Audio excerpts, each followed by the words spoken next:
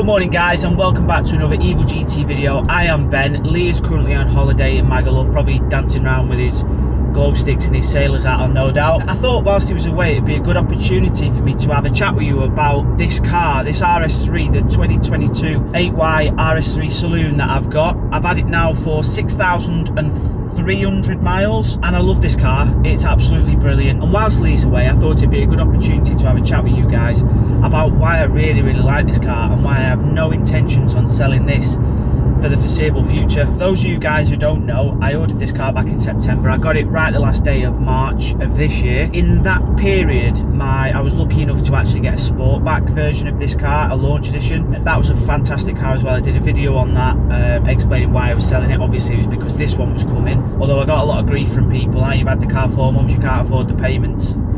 Watch the video and you'll see. But anyway, I'll put the link to that video just up here, or Harris will actually, Hobnobs, the editor. Thanks very much, mate. That car was brilliant. It was always going anyway because this one was coming, and I'm really glad that I did actually change it for this car because I prefer the saloon shape for a start. I think it needs to be a loud colour.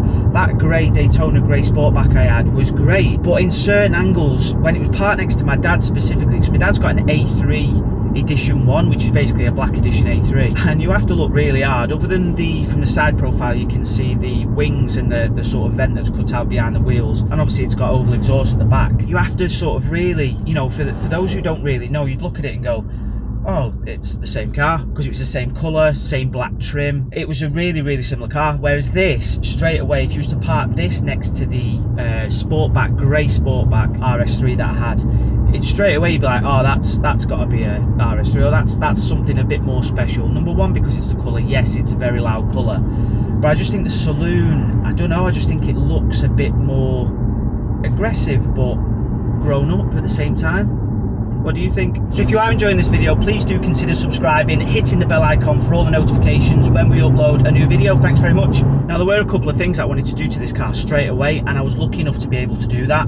So I'm going to show you exactly what they are. But before I do that, I want to have a chat to you about something. So if you are like a handful of guys and you've decided that this car isn't for you yet because it's not loud enough and it's not fast enough, then there's one company that you definitely need to check out before getting that car. So CarVertical, for those of you who don't know, give you car history reports, including any accident damage, if it's ever been recorded as stolen, mileage discrepancies. These are really big things to be wary of. But this mileage checker can help you, hopefully, discover a car that might have been or had its mileage blocked. It also gives you information on whether or not the car's got finance outstanding on it. It can give you information on any failed MOTs. It checks thousands of different databases in hundreds of different countries. So as you can see, this particular RS3 Sportback that I've found is an 8V. It's a previous generation. The mileage looks absolutely fine. It's shown as never been stolen, but it is saying that it's been in an accident.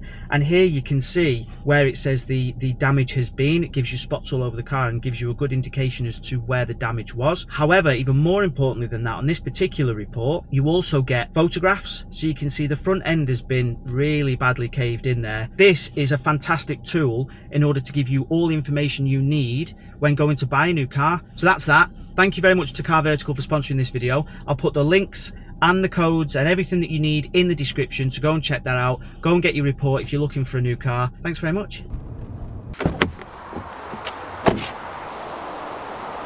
So hopefully you guys can tell this has got a satin PPF, XPEL Stealth PPF to be precise. Be quiet. That was done at Ultimate Customs in Warrington. The car hadn't even been on the road at that point. We took it straight to Ultimate Customs and had the PPF put on. And in my opinion, it looks amazing. I had a very good idea that a lot of people were going to get the green car, so I wanted to try and make it a little bit different, and I think the satin does that.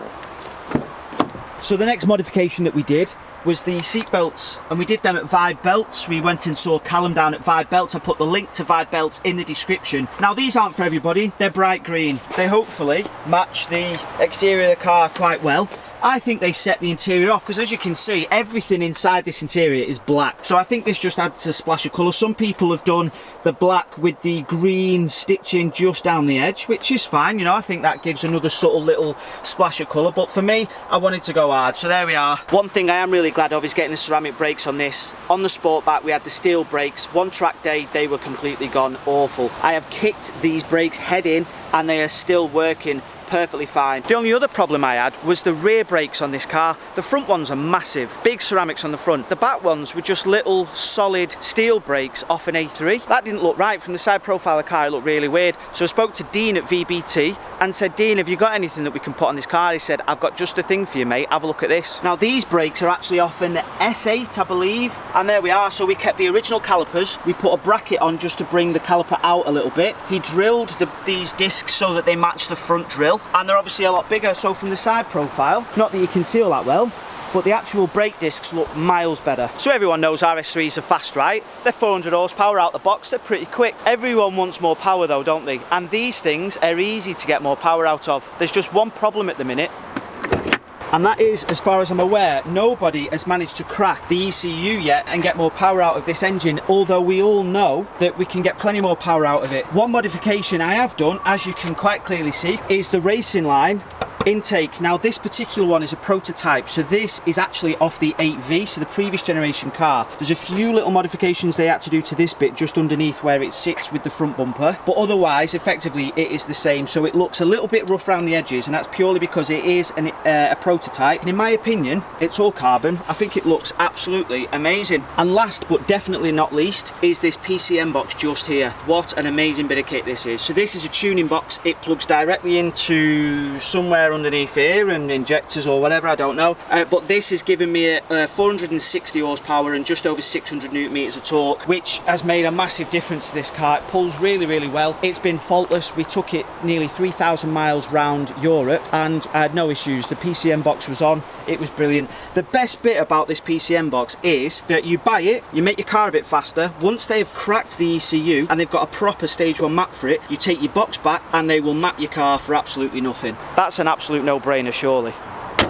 So the last modification I've done to this car are the rear wheel spacers. It's actually got 15mm Dorenza wheel spacers. I don't know if you can just see that down there. They are absolutely amazing quality and they're not too expensive. That sits just about where it should. But what I have got to say and be honest with is they do catch. That leads me on to the next modification that is incoming in the next couple of weeks for this car. So I'm not sure if you guys know, but the launch edition, the grey car that I had the same shape wheels as this, but they were satin black and they didn't have the weird silvery grey sticker things on them. They are actually underneath the lacquer, they're not on top of it. There's not really much I can do about that other than refurbing them and spraying them satin black or whatever colour they need to be. Instead of that, I wanted to get a brand new set of wheels instead, and I wanted to go forged instead of a normal cast alloy, and I've already seen the design. I cannot wait for you guys to see them wheels. They look absolutely amazing.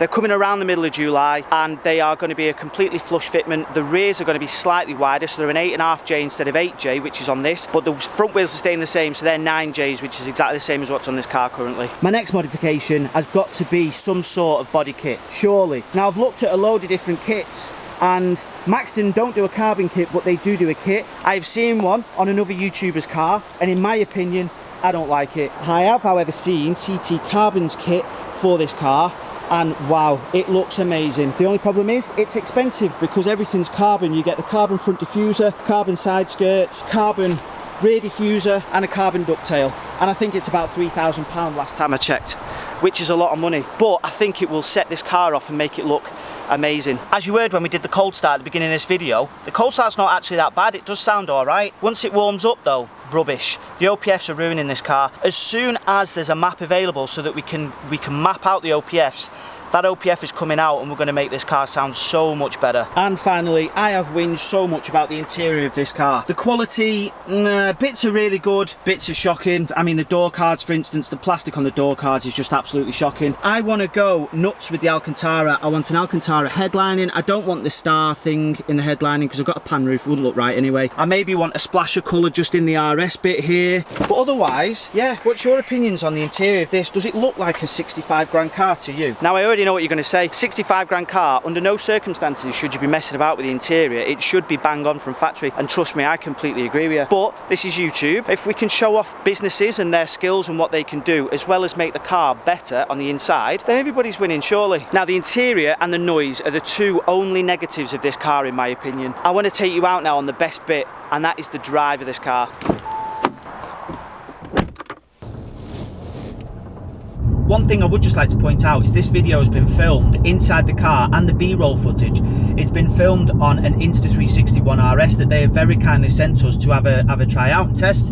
And you know what a fantastic camera. They also sent us this little remote control, which has really helped when I've been turning the camera on and off rather than reaching over to it and things like that. A great bit of kit. The camera is fantastic. I'm using 4K 60p. It will do Ultra HDR at 4K 30p. The colours, I think, anyway, out the box are fantastic. The stabilisation is superb. I've been flying down some of them lanes there, really bumpy lanes, and it's handled it really well. So if you're considering an alternative to other cameras on the market, sort of sports cameras, things that you can throw around and put in water and splash and all that kind of stuff, then this might be one to consider. I'll put the link to this in the description, so if you're considering one, follow the link, go and get yours, and yeah, enjoy it. Great bit of kit. Now, you'll have heard loads of car journalists talk about the ride in this car, and for good reason. It is amazing. I'm in comfort. I'm on a crappy country lane that we've got in England. You all know what they're like. It soaks up the bumps so well. It feels like a £65,000 car driving it. The ride and the suspension quality is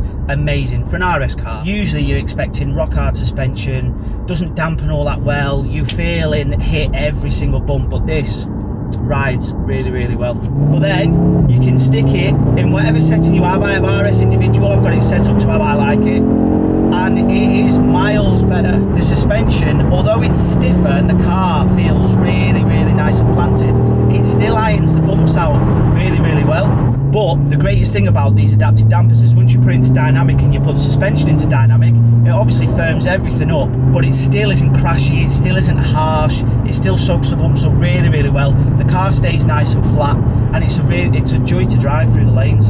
So while I'm out and about, one place I've not been for ages is Awesome GTI, and I believe that Mark has bought a new car, so let's go and see what it is.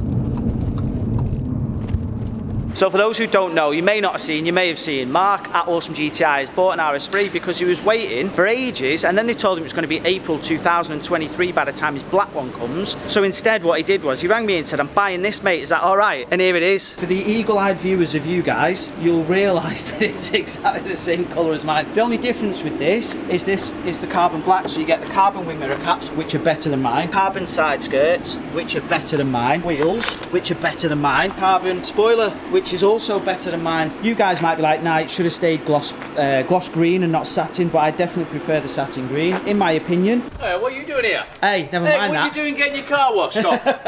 You like the mug? I do like the mug, yeah. This is a mug's game list. This is a mug's game list. So look, yes, I got a green one. When you say we got the same car, we've got carbon. You have got carbon, yeah. You've just got a sunroof. I was going to say, where's your pan roof? And you've got white sticky things on your wheels. Yes, but you know, they are shite. Well, I must say, this looks mint. Have you still got your black one on order though, Mark? Black one's an order. I sort of acted in haste and just went out and brought this one just because. That's what happens, ladies and gentlemen, when you've got too much money. Can I swear on your channel? Can I swear on your It'll channel? get beeped out.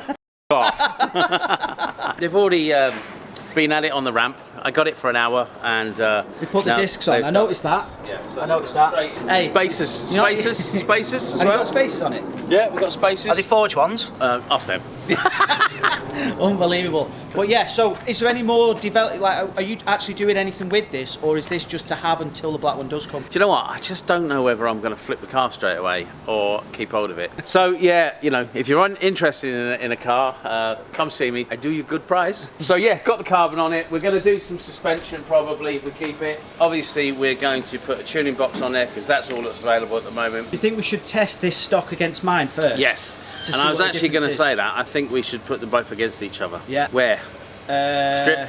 Yeah, it's got to be, hasn't it? It's got to be stripped. So Mark now is taking me in through his back entry. Hey! You haven't seen it probably how it is now. No.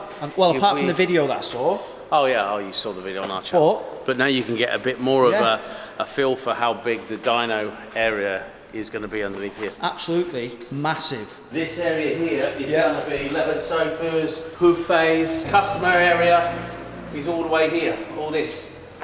Big area. If we got a dyno day, you could fit 25, 30 people in here, plus. And then obviously when we're doing dyno day or we're doing a customer's car, if they come down with their friends, there's an area to sit down here away from the normal reception. And you can go, look how fast my car is. That's the one. What was you doing with your hand then? I was waving me willy around. Hey, you'll never have had this said to you before. Mark, take me upstairs please, mate. So yes, up here, we don't, this area I don't actually know what to do with yet. We were thinking about putting a race room in there. We might have to throw Eagle GT into the mix now. Yeah. Where you're walking now is going to be the canteen area, toilet area, gym area, shower area. And this is where your gaff's going to be, over there in the window. Yeah, I've got a little corner there. 3 meters Just by so 3 meter that's square fine. box. Yeah, just so I've been hidden in an office for 16, 17 years without a window, so now I can see the glorious sunshine. So there you go, guys. Thank you very much for watching today's video. Apologies Lee's not here, he's obviously on holiday as I mentioned before. There's a bit of a tour of the unit next door as well. Big things happening, loads of other stuff. So yeah, thank you very much for watching. Please do consider subscribing if you've not already. Hit the bell and I'll see you on the next one. Thank you.